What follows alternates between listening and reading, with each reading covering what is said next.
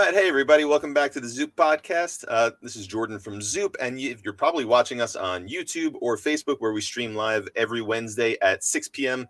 Pacific time. That is now at 9 p.m. Eastern time. You could also find the audio version on Spotify, on iTunes. Go check that out. Right now, as you're watching this, you can see on the Cryon at the bottom of the screen the link to the campaign that we're talking about today. If you're listening to the audio version, that link is in the show notes, in the descriptions. Go check those out. Click those links. Support the creators that we have on the show.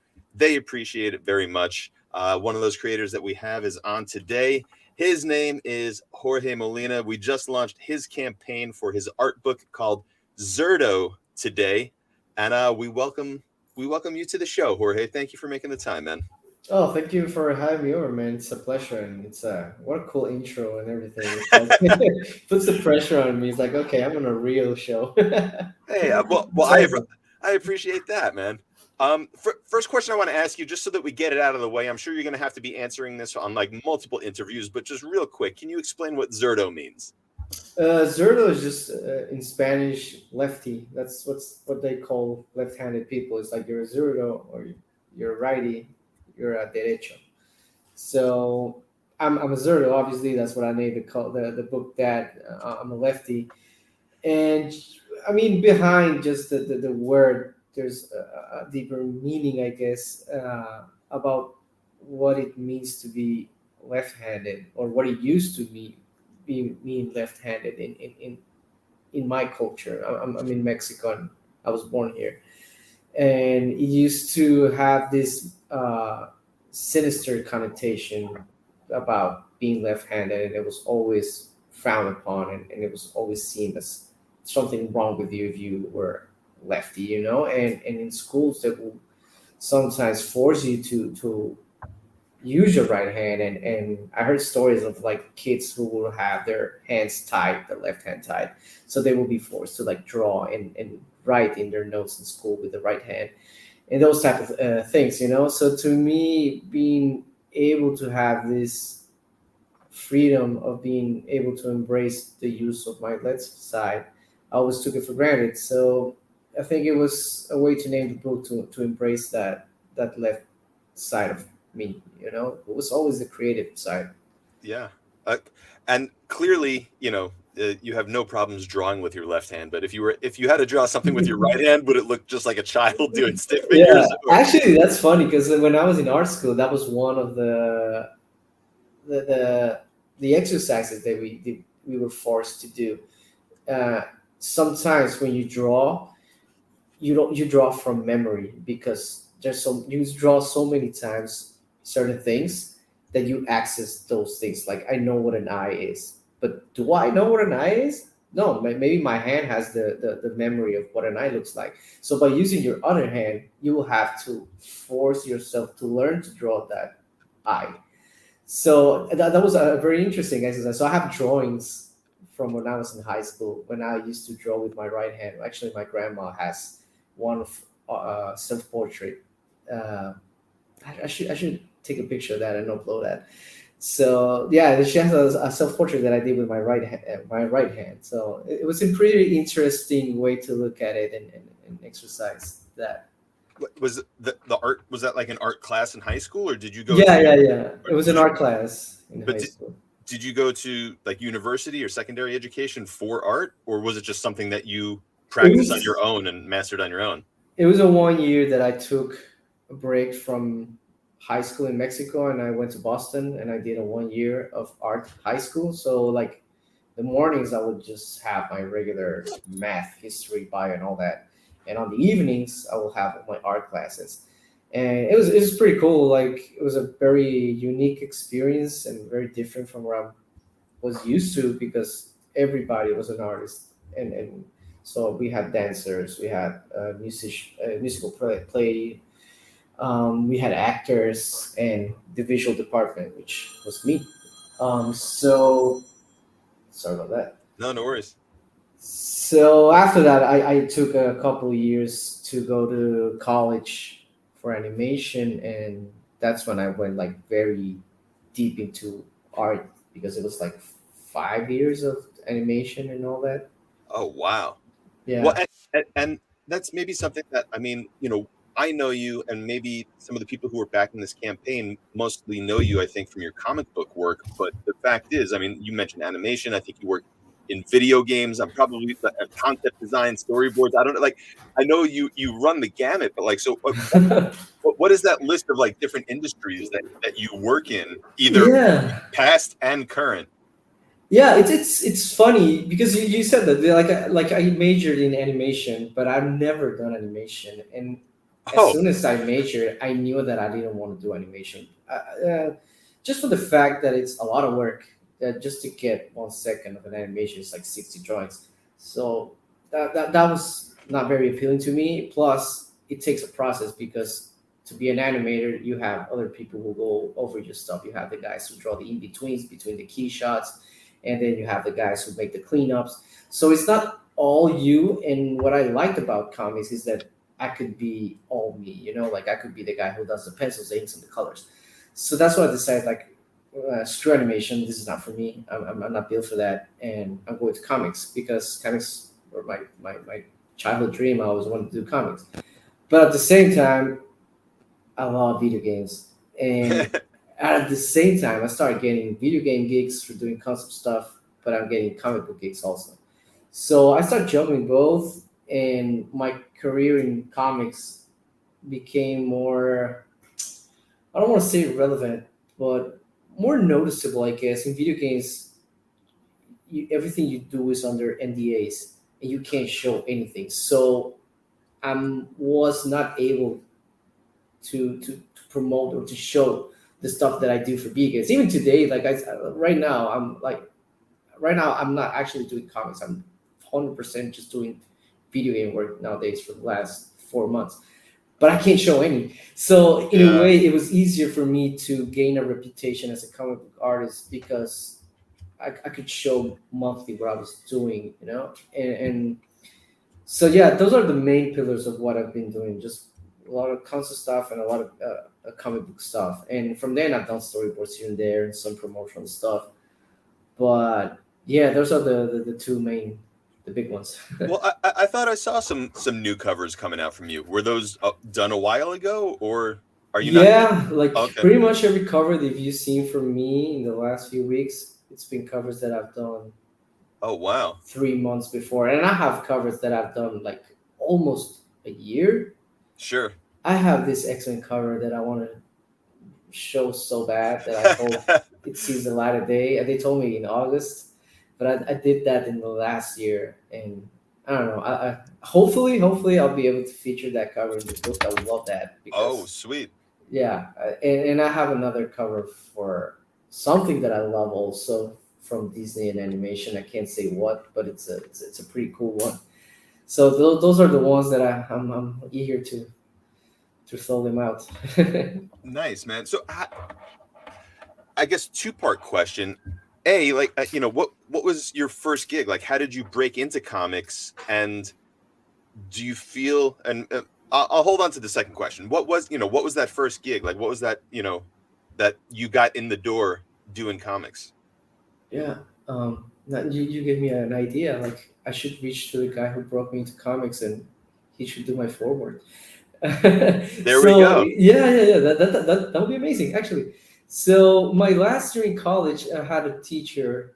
I think he was doing background. It was a background illustration class, I think. And he's Jim Sukovich. He writes for Marvel now. But back then, he used to be a project manager at Udon Comics. Sure, And I I used to remember. love Udon. I like all the Street Fighter stuff that they did and the Darkstalkers. And always was like harassing him with my comic book stuff because at the last year I knew that I didn't want to do animation. Like I knew that I wanted to do comics. And here was my teacher who was actually working in a comic book company. So I will approach him every now and then and show him my stuff. It's like, all right, I do these comics on my free time. Like, take a look at them. What you think? And he will be very honest with me. He will pick and be like, "Oh, your perspective is off here," and this and that. But I was always consistent, like showing my interest in like I want to do comics. So by the last year, he offered me, he's like, "Hey, you want to just come with Udon and do some work with us. And I was like, yeah, obviously fantastic. I mean, that was the whole point of me harassing you, I guess. And I never told him that, but that was my idea. And that's how I started doing comics. But at the same time, I started getting video game work because I started posting on DeviantArt, which I don't post there anymore. But DeviantArt was pretty big Yeah. 15 years ago. So I started getting gigs through DeviantArt. And at the same time, I was doing coloring work for Joe Kelly for a book that he did. I can't remember the name right now, but he gave me my first gig as a colorist, and then he recommended me to DC. And my first gig with either of the big two was as a colorist for a Batman and Superman book. Wow. Yeah, and I didn't do work for DC for the next 5 years or 6 years after that, I think. Do you think that there's a weird, they had an impression of you solely as a colorist, and if they saw your name like applying or like trying to do like pencil work, where they're like, no, well, that's he does colors for us, like we're not. Yeah, I mean, yeah, probably. Like that, now that I think about it, Like yeah, if they it, might have seen me, yeah, as a colorist. might have been like a double-edged sword, like it got your foot in the door, but then it kind of like bit you in the ass a little Yeah, bit as well. not the door that I wanted to be in. Yeah. Yeah, because after that, I think they offered me more coloring gigs, but I was like, I don't want to do colors. Like I want to draw, and I started getting drawing gigs, so I stuck with the ones that gave me drawing gigs, and I mean, came back afterwards, so Yeah, it's all yeah. good. Well, and then I guess what was the first like big two title that you were maybe the regular artist on?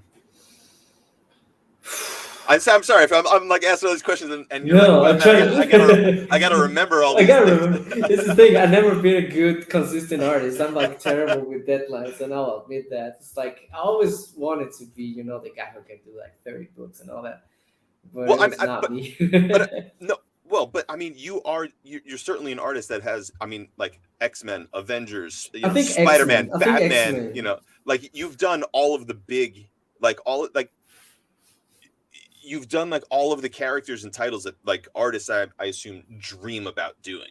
Yeah, and that was a thing for me. Like X-Men was definitely the biggest run that I had. But to me, it was that like having the bucket list and filling that bucket list. Yeah. So it was like I'm in Marvel, all right. Like I cannot do X-Men. I have to do X-Men. I have to do a Spidey book. And to me, those were the big two, X-Men and Spidey. And then I got the chance to do Star Wars, which was pretty cool. Yeah, man. I mean, like, were you a fan? Like, growing up? No, as a kid? like I'm an '80s kid. Yeah. So and being an '80s kid, in reality, you're a '90s kid. Because, I mean, as a baby, born in the '80s, yeah. Born in the '80s, but I'm a '90s kid. Same.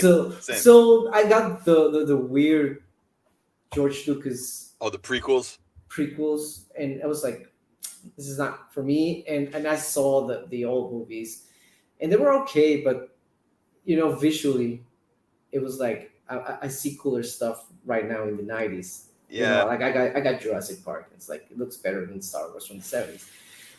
Probably a lot of people are going to kill me over that, but that's how I felt as a kid. I know, man. Yeah, we're going to have to cut some of this. We got to protect Jorge here. But when they offer Star Wars, it's like, I mean, I got to do Star Wars. I mean, yeah, maybe I'll find something to fall in love with it here. And after that, I start like going deeper into Star Wars, and after doing my run with Jason Aaron, doing the Scar Squad, where they did this like elite Scar troopers, that was pretty cool. And after that, like I love Star Wars. I love like the video games, the last video games that I've been playing Jedi Survivor nonstop for the past couple of weeks, and I love that game. So yeah, came back around. That's awesome. Can you I know you mentioned that video game projects are under NDA like while you're working on them, but can you share some of the stuff that you have worked on? Are you allowed to discuss, like, or you're not even allowed to like say, like, oh I worked on that, like, I can say that I'm working on Perfect Dark. That's about it. I can't show anything. Gotcha. And I can say that I did work for Tomb Raider, but that was a canceled game, so I can't show anything either. And that's the thing. Like, there's all these constraints with the NDAs that sometimes you can't show anything at all ever. Yeah. So yeah. Well, back to Star Wars for a second. It sounded like you were kind of like recruited or offered the gig, or did you have to sort of submit? Like, do you submit for something like that, or are they just like, "Hey, No. we want you on this book"? Yeah, they offered that gig. I mean, it was Marvel, so Marvel was like, "Hey, we have this spot with Jason Aaron. It's a new art. We would like you to be in it." I was like, "Oh, that would be awesome." So, I mean, the fact that I had to be in talks with the guys from LucasArts, and you have to send everything to get their approval, and it was like Oh, it was a more filters than the regular filters from Marvel with just the editors pretty much. And for this, I had to check with the guys from Lucas, and it was pretty cool because at the end of the run, Lucas Films has like first rights to refusal yeah, for everything that I produce. So they were telling me, it's like, all right, like before you sell this, we have to check them. Like George might want this, and I was like, all right. I mean, that's amazing. The fact that he's going to look at this, that's awesome. And after it took some time, a couple of months. They were like, George wants all the art that you did for all the run. He wants them all, and he's gonna display them at the museum. He's supposed to be doing a museum yeah. I've for all heard. the Star Wars stuff. I don't know when's that gonna happen, if it ever gonna happen, but it would be pretty cool to see my stuff in the George Lucas Museum for the Star Wars stuff. Hell yeah. So Yeah, he bought like what, the whole issue or every page yeah. that you did for your whole run? Every page that I did for the 4 issue, I think I did 4 issues for that. The pages and Oh. covers, because I did 2 covers for that. Do you see yourself doing more interiors and sequentials, or you like if you go and do comic stuff, are you like, I'm just gonna do covers? That's kind of Uh, like yeah, I think I'm gonna stick to covers. I mean, I can't speak to what I'm gonna be doing in the future. more of a preference as opposed to But like, as a preference today, right now, I'm happy just doing covers. Like, I think that's where after all these years of my career, I've learned what are my strengths and my weaknesses, and I've come to realize that I'm not a monthly book interior guy. That's sure. just not me, and I'm amazed by the guys who have that skill, like guys like Dan Mora or like Jorge Jimenez, who Oh, can just knock out monthly books, and the quality of their artwork is amazing. yeah. Um, You just named two beasts right there, yeah, man. like Oh my god. Like, I'm not those guys, and I admire those guys because it's just like, man, I wish I had those powers, but that's just not me. So I've learned that to stick to the stuff that I feel I shine the better, the most.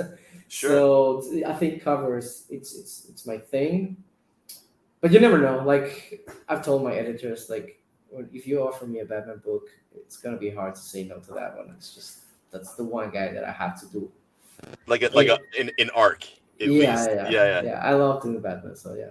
Are there any other characters that you're like, I want to do that cover, I want to do that cover? Are you a DC or Marvel like fan? Forget about like, who pays you. Who when I'm, you I'm, I'm not a DC or Marvel guy. I'm a character guy. I'm a fan of uh, Batman. I'm a fan of the X-Men. I'm a fan of Spider-Man, and it's not that uh, I prefer Marvel or DC or anything like oh, that. wait, Chance, stop it here. So who are the wait, go back. Yeah, thank you. Who are these characters, by the way? These two, that's just something I did for fun. Actually, I every now and then, whenever I have time, I like to like paint and just explore stuff, explore techniques. So this is something I did just on my free time. So Just these characters don't necessarily appear anywhere. This is just like now, an original piece of art that's going to be in the book. yeah, yeah, totally. And so I know you do both traditional like pen and ink, but are you working a lot now digitally as well? I've for the last couple of months, since the beginning of 2023, I've been sticking to fully digital, and I've been loving it. Like I love it. So I like to go back and forth. Like honestly, I don't have a preference. Like this stuff is traditional all the way, Wait, and this Batman image is traditional? yeah, that's all. I think Wow. Copics markers and some Prismacolors here and there. That's nuts, man. I would have guessed digital, so that's like Yeah, that's amazing. people say that it's like I can't ever tell when it's traditional and digital. It's like I don't know. I don't know if I'm proud of that. I think I am. I think that's meant to be an extremely like high compliment, man. Yeah, Yeah, because like it just looks so polished and yeah, well, like I mean, yeah. Yeah, that's the thing. Like that's one of the things that I try to process or teach myself when I do this. Is like I don't want it to look very. Who I drew don't that want. one? Yeah, that was the AI. It's like I want my art to have certain traditional flavor into it. So when I do digital stuff, I always tend want to avoid that and put my limitations and have the same limitations that I would have if I was doing this piece traditionally. So I think that's why some of my digital stuff might look traditional, I guess. Gotcha. And I feel like, behind the scenes, we had discussed with you, like you don't necessarily have like a creator own book or concept of your own out in the world. Is that correct? Or you do? I am working on one. Oh, There will be some stuff from the stuff that I've been doing in the book. Actually, there's a couple in the page. wait a sec. Wait. Does that mean that this book will contain first appearances potentially? Yeah. Totally, Whoa, totally. Like I'm there we go. hoping that I'll be able to get the first issue of this book this year and be able to make an announcement. Ooh, But since I'm doing it on my free time, it's not something that I can say, okay, I'm gonna produce this amount of pages a month. yeah. Is there a publisher lined up, or is it maybe something else to self-publish on your own and crowdfund Yeah, there? all those are possibilities right now. Like I'm doing this with a friend, and we're doing this just as something fun. So to pursue publishers right now would put a pressure that I don't want Yeah, right now. I want to enjoy it. I want to put just love. And when I have the first issue done, it's like, all right, now let's do business. And just like, how do yeah, we get this out? yeah. Proof of concept, and then kind of like take that and see, like, who might be Yeah, interested. who might be Gotcha. interested? And Yeah. probably if I don't know if nobody likes it, it's like okay, we just had fun and learn a lot. You never know. Do you have do you have imposter syndrome? Does that happen to you, by the way? Because Yeah, before you answer that, yeah. I just have to say, like, because of your level of artwork, I find it impossible for like publishers or whoever to not like it.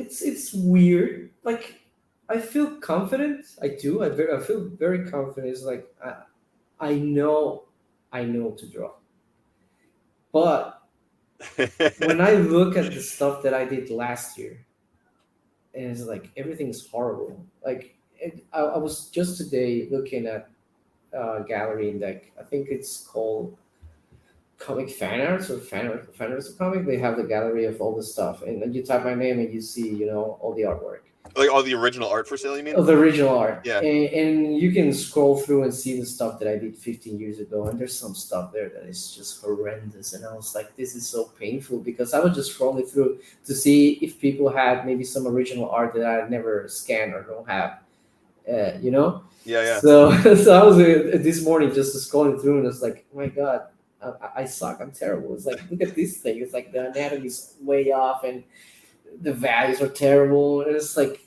so that's when the imposter syndrome I think comes in. But that's So but that's from so long ago. Do you still feel that way about your current work? Like, yeah, that's the thing. Like when I look at stuff that I did just a couple months ago, I mean, it's weird. It's like sometimes I'll see stuff that I did 10 years ago. It's like, I did a pretty good job there. Like I like that. But most of the times, I'll say 90% of the times, I'll look at stuff and it's like, oh my god, that's so bad. oh man. Well, I have a feeling that other people in the industry and fans would contradict you on that. I think you have a huge fan base out there who loves what you do. uh, So yeah. if there are any artists out there who go through the same thing, I would love to hear your experience about it because I want to think that I'm not alone in this and other people who struggle with Look, this too. we talked to a lot of creators. You were definitely not alone in this by any uh, means. I do just want to bring up for people who are watching, we do have the QR code live on the screen right now. So if you're watching on your computer, take your phone. You can scan that QR code, takes you right to the campaign page. Actually, Chance, if you don't mind pulling up the campaign page real quick, I just want to show Jorge mentioned he hasn't been checking it, which I very much appreciate, man. Some people look at this thing like it's the stock ticker, and when it doesn't move, they just start freaking out. But if you scroll up to the top, Chance, I just want to show Jorge. So I know we had a $10,000 goal, and if you scroll up, you could see that's down, dude. You got to scroll up. There we go. Thank you. Oh, nice, man. We hit the 15, which we were talking about it in the morning. That's cool. Yeah. Okay. And slowly scroll down a little bit if you don't mind, Chance. I just want to show you. So I think we got maybe one remark spot left. Oh, two remark spots, left. Keep going down. And I know we already explained we went a little over on those full body commissions, but yeah. Oh no. We lost the head sketch. Somebody must have backed out. We'll get him back though. That'll get be him gone. back. It's the first day, yeah. Yeah. Well, that's awesome. We're gonna have the shiny cover now. Yeah, dude. That's right. Keep scrolling down to the stretch goals if you don't mind. Yeah. Now we're gonna have a UV spot gloss cover. Yeah. We hit stretch goal number 1 on day 1. Yeah, man, this thing was funded within 5 hours. So like I said, there's definitely people out there that love your work that couldn't wait to get their hands on some original stuff. The commissions, the sketches, all those remarks are gone, man. So I think you should pat yourself on the back for sure. This is a pretty huge day 1 for sure. Each other, man. It was you too. I mean, that's amazing. Thank you, guys. Well, I'm glad we kept bothering you. Oh no, and I have to admit, like, I admire that of you. It's like you are so like an arrow, man, and we artists need that for sure. So thank you for. I appreciate that, man. But look, I mean, as a fan, I'm glad to be doing this with you. I'm glad to see that you're going to be able to put out this art book that you've been thinking about and like actually make it a reality. So that's incredible. Yeah, that's incredible. Thank you. Yeah, that's where the joy comes from, man. And it's no risk to you now. It's not like you have to lay out like $10,000 to go into production and not know how it's going to sell. It's like, here you go, man. Like it kind of just like makes it so that you could breathe and put out what you want to do, and to be able to help facilitate that's what we love to do. Totally worth it, man. I've been loving the whole experience, so thank you. I appreciate that. Now just go tell all your other artist friends. Actually, yeah, a couple of people asked me, it's like, why didn't you do this in some other platform? It's like, because these guys know their business and they really been very helpful. So I have no reason why to go and do this elsewhere. Yeah, but well, like you said, I mean, you're an incredibly busy guy. You have multiple projects, it sounds like, going on, or at least the video game stuff keeps you more than busy. If you wanted to, have to figure out like how to go, been impossible. Print this thing and package, however many backers are going to be getting stuff. Like, we got you, man. Take it off your plate. Thank you, man. Thank you.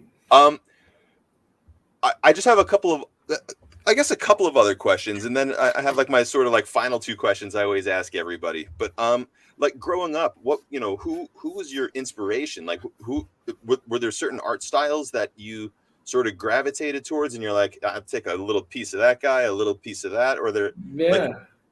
Yeah. I mean, it's been going on. Still, it's still like it hasn't even stopped. So, but the ones that were like key to me that I remember fondly was the cliffhanger guys, the Joe Mad, Humberto Ramos, J. Scott Campbell. Like those were the pillars of what I was like, wow, this is fresh, this is different, this is new. Because I mean, I first started going into comics and you'll see the Jim Lee, and from that a lot of like Jim Lee themes started to spread out. Yeah. So I was like, okay, but I've seen this, like I want to see something new. And to me, what those guys were doing was new because they have a different flavor and a more, I don't know how you want to call it, like animated, I guess you can say. Yeah, that makes sense. I mean, Joe Matt has those manga influences, and Humberto has maybe some more of like Disney type of influences, and you can say the same about J. Scott. So to me, it was like, wow, this is like a nice mixture, and I like this. Like, I want to figure this out and try to draw like these guys. So that's how I started, and from then just start rolling, and then it never stops, because sometimes people ask us like, oh, like how I'm gonna find my style or what's my style, and I don't feel like I ever had a style. like to me, it's always evolving. You're always picking things from what other guys do. So yeah, that's been nonstop. Did you ever get to meet any of those three guys? Yeah, of course. I mean, I can say I'm friends with Umberto, and to me, that's one of the most special things that ever happened in my life. Like, be able to have dinner with Umberto and text with Umberto. It's surreal because he was one of the reasons why did comics to me was he was the examples. Like, another Mexican guy was able to work in comics doing Spider-Man. It's like, wow. I mean, there must be a way I could do that too, you know? Like, I had to figure it out. So being able to have my idol, my example, and be a friend with him, it's something very, very special to me. That's Um, really cool. I got to meet Joe Mad at a show in Paris, but again, like, I don't know, I'm terrible being, a fanboy, so I try to just not bother them. And with Jay Scott, I got the same experience, but with Jay Scott, he started like commenting on my posts on Instagram. It's like, wow, That's hey, awesome. he likes my stuff. So at a convention, I just approached him in the green. It's like, hey, Jay Scott, I'm Jorge Molina. It's like, oh, so that was pretty cool, to be able to show my appreciation Well, for work and all that. I gotta say, I know that you have other pros that are fans of yours as well. I mean, you're going to be on that YouTube show, David Finch's YouTube show, Yeah, tomorrow. And when I pitched him to like have you on, he's like, "Oh yeah, we've been dying. We've been trying to like have Jorge on. Like we're huge fans." So yeah. I've been talking with David and Eric, the guy who handles all the streaming and all that, and yeah, yeah. I met David for the first time. I think it was last New York Comic Con. And same thing, man. Like, I'm terrible with meeting all my idols. It's like I don't know what to say. I don't know how to react. It's like, man, I'm such a huge fan. I love your stuff. It's just like, and I was impressed that he was very interested into my work, and he was asking me how I did things, and we started sharing some techniques. So that was like surreal. That's pretty cool. Well, I think that then hopefully you're gonna have some fun tomorrow night. So people listening, if you check this out, he's gonna be on the David Finch YouTube show. I think you guys are gonna be drawing together. Yeah, I think so. So you'll have a nice long discussion. I hope I hope you're okay.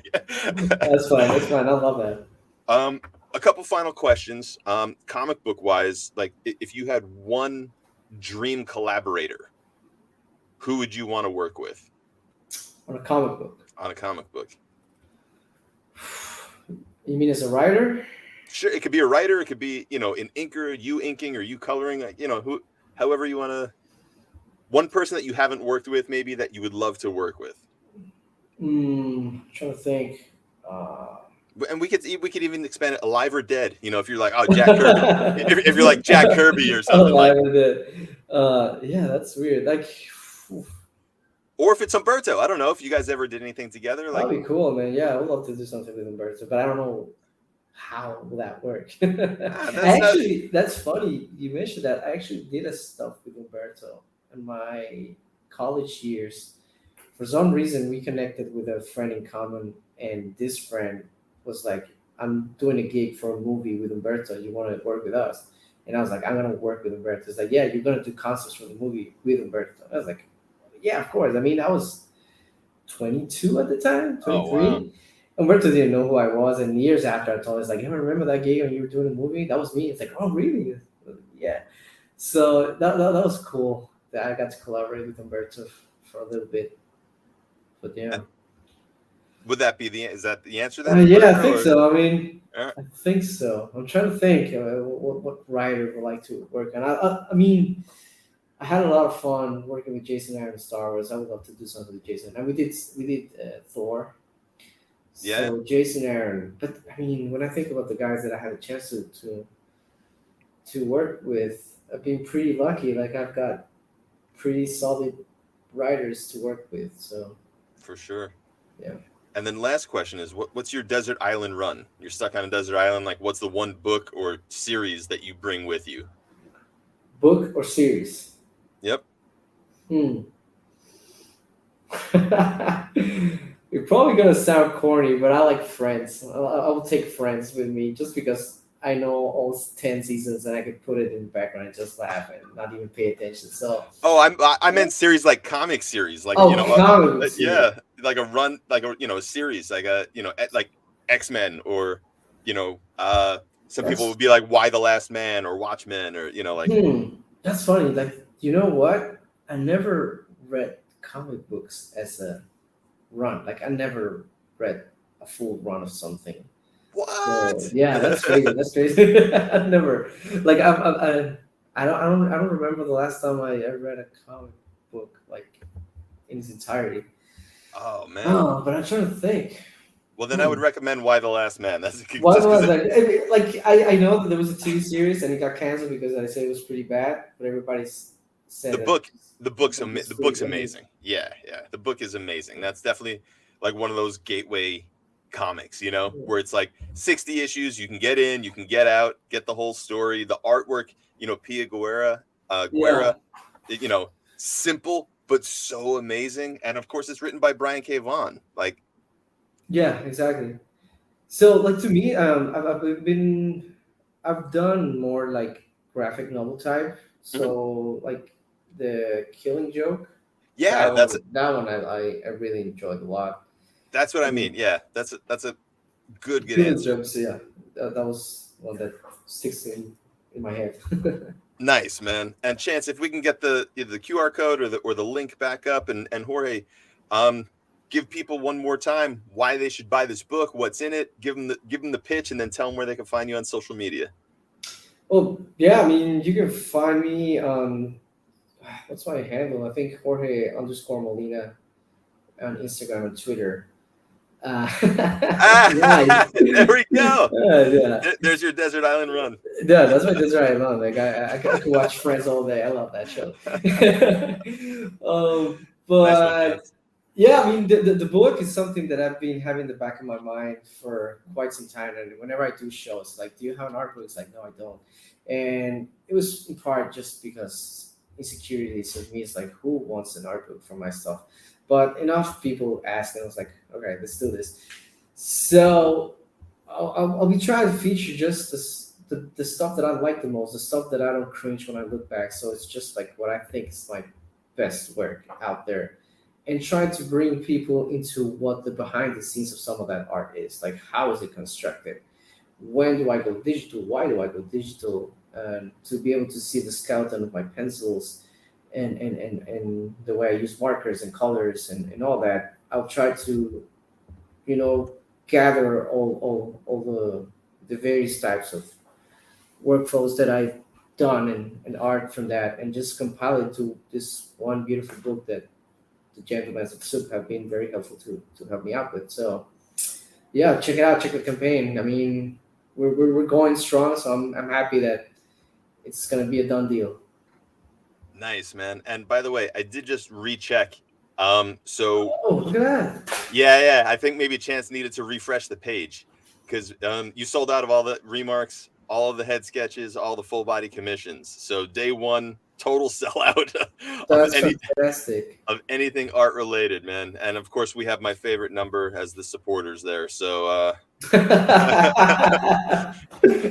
Nice one. Jorge, thank you so much, man. And for everyone again, link is in the show notes, zoop.gg/c/Zurdo. Go get the book. Jorge, awesome, man. Thank you so much. Pleasure speaking with you today. Oh, thank you very much, guys. It's been a pleasure too. All right, we'll be in touch throughout the next 30 plus days, my friend. All right, man. Yeah, no problem.